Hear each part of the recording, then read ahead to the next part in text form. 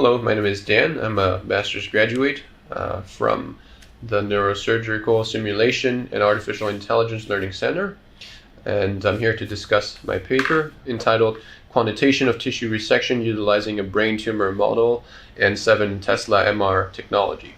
Very few current artificial tumor brain models allow for objective assessments, meaning most of the assessment is done by a surgeon who performs a visual assessment of performance on the tumor.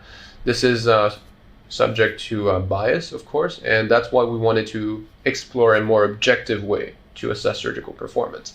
So in this paper, what we did is we took 7 calf brain hemispheres and we divided them into 2 groups. The first group, 4 calf hemispheres, were used to test our ability to use the 7 Tesla MR scans to determine how much healthy tissue was removed.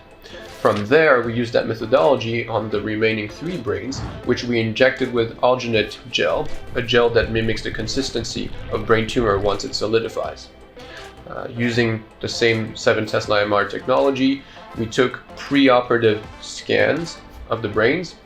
We removed the tumor in a surgical environment. Then we took postoperative scans of the brains. And what I did was I took the preoperative scans, the postoperative scans, I segmented them, I superimposed them, and I calculated the difference between the 2 images.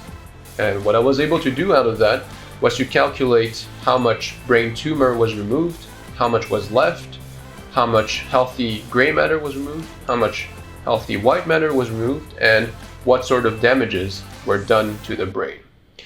So these were done very accurately, and we were able to get not only quantitative data out of the scans, but we were also able to see more visual data, meaning we were able to locate where white matter tracts were being damaged more than they should have been.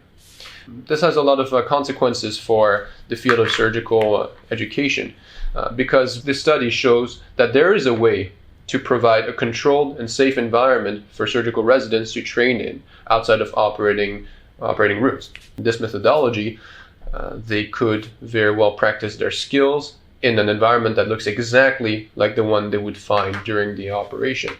By placing the brain in a mock skull and doing the operation in the same sort of theaters as in the hospital, they would have the full experience without any of the concerns for patient safety.